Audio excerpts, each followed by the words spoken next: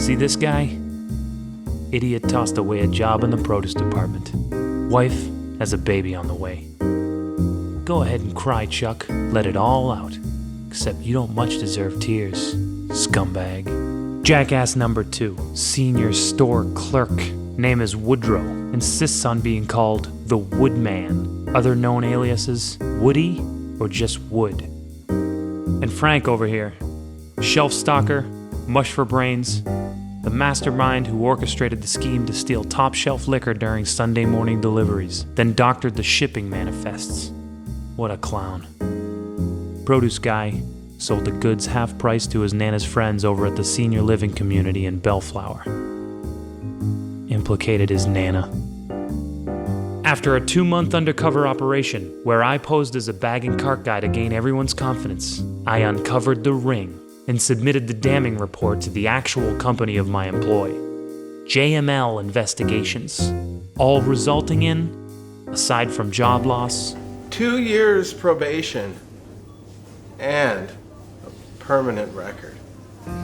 A descent into nihilism that turned to depression that resulted in a suicide attempt and very brief hospitalization.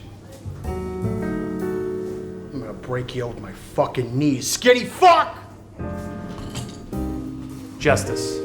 When you go off the rails, somebody's got to be there to stop you before you annihilate everything in your path. And that's where I come in.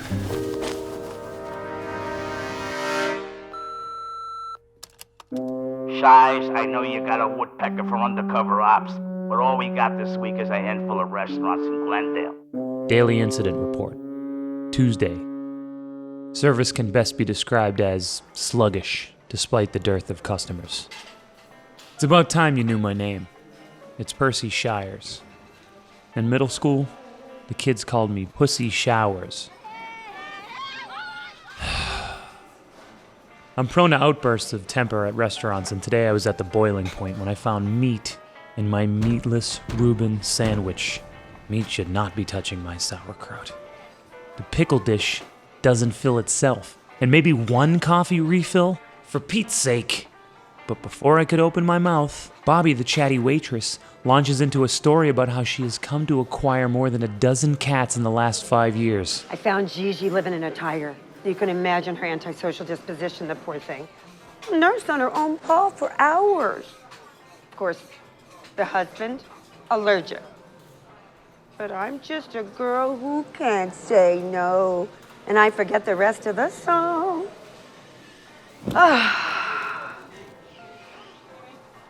The orange cat. They're the roamers and the hunters. Is this A claw, flirting? a hole in the screen to stick it out. And they will climb the curtains. Oh, yes, they will. Cadillac Willie. I couldn't help but imagine her Met him one husband. day. I think I'm bleeding. Oh, who's the pussy now? Just as an aside, my assignment here is as a mystery shopper, an umbrella term for all the hardworking folks who observe and report on services in an undercover capacity.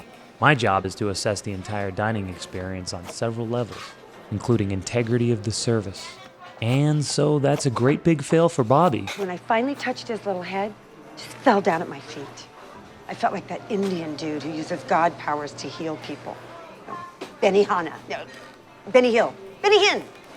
Anywho, the old man gave me an ultimatum. Him or the cat.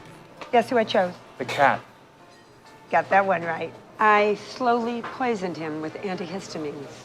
And now he's in the meat freezer out in the garage. Funny thing is, the cats have actually acquired a taste for him. So all's well that ends well. You need coffee. No. I got a fresh bag. No coffee. Pickles. A lot of pickles. I love pickles.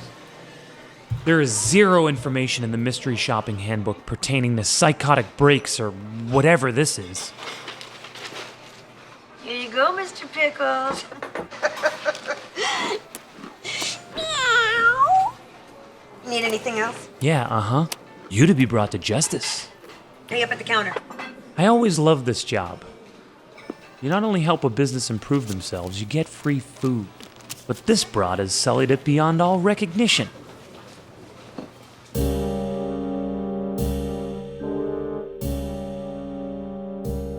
Across the street from Billy's is the parking lot for Sears. You're not supposed to park and walk across to Billy's, but I don't follow the rules. I sat in that garage for 2 hours until her shift ended.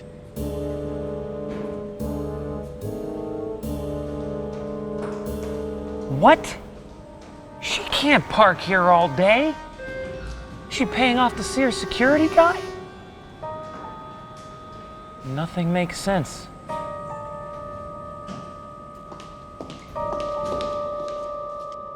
Above and Beyond are my middle names. At least that's what I told myself as I followed her home. She drove fast, which allowed a good tail, and we wound up at a house in South Glendale. When I was a boy, I was going to grow up to be Special Agent Dale Cooper. Now I spy on waitresses. What went wrong? Day 2. Bobby is strangely subdued today and spoke not of her crime or dream or breakdown or jokes on Percy or whatever in Sam hell this thing is. And my coffee sits empty again.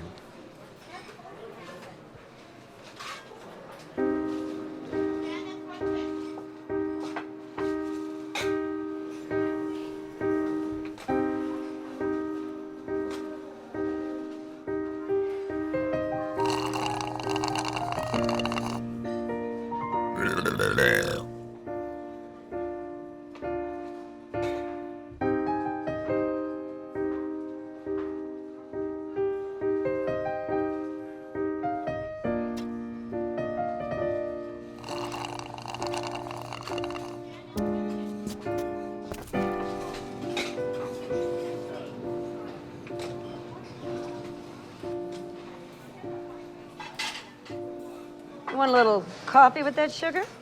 Perfect. You know, you pour that sugar down your pants, you got lemonade. This is all so perplexing. Day 3. Shires, we've heard zilch from you about your restaurants on your list, and we owe the clients their official reports. Call in now!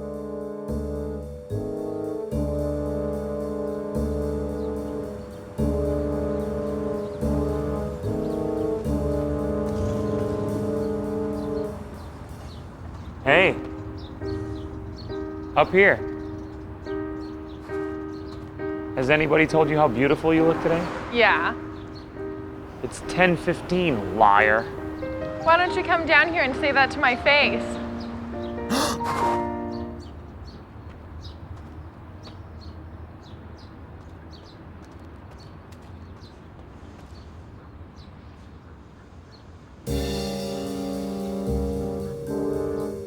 As the hours ticked off while I broiled slowly in the car, my thoughts wandered again to her poor husband, probably a kind man who just wanted to make her happy. Oh, that chicken smells so good. It's for the cats.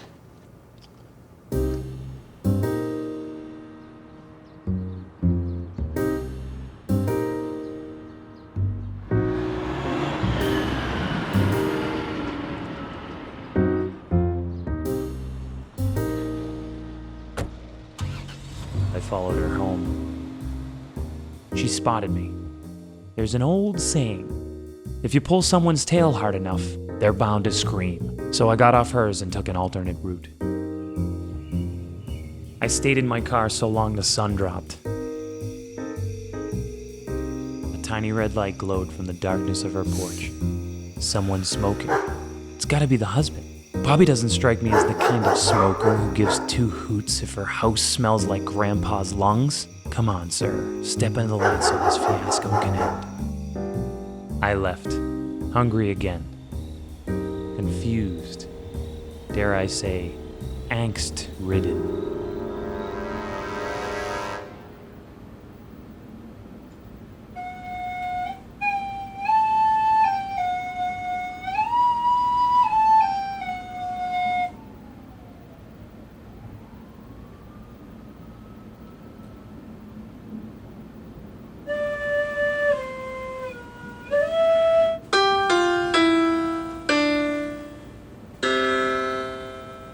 Why are you in my dreams?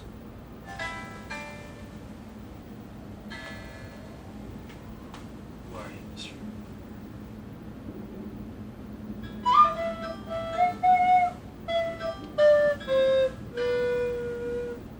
Who are you, mystery woman? Why are you in... Why are you in my dreams? face.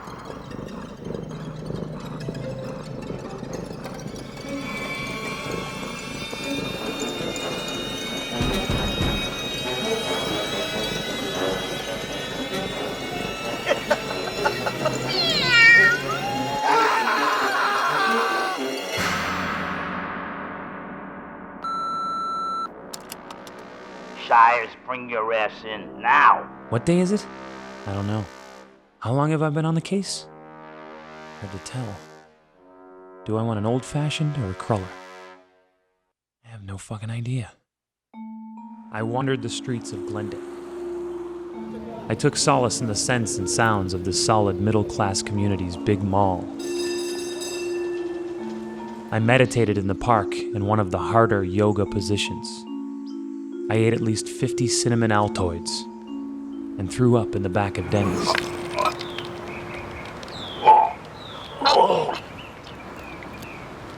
Then I made up my mind. This cat lady would be brought to justice, no matter the personal cost to myself.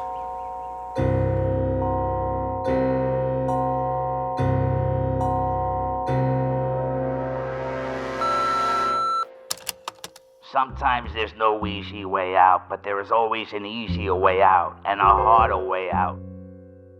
Choose wisely, Shires. Thinking on your feet is one of the main qualifications for my company, and it's something I've always excelled at.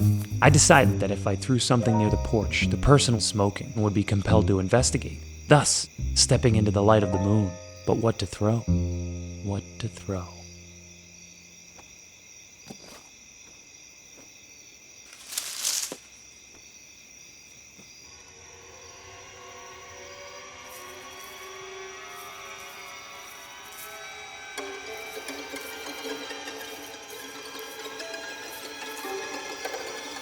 Why you harassing Aunt Bobby?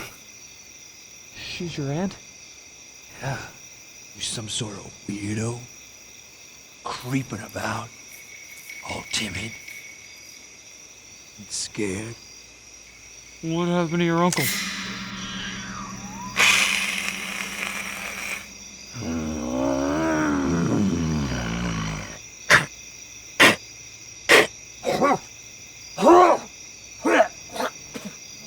Look, I seek only justice here, so there's no need for whatever it is you seem to be doing.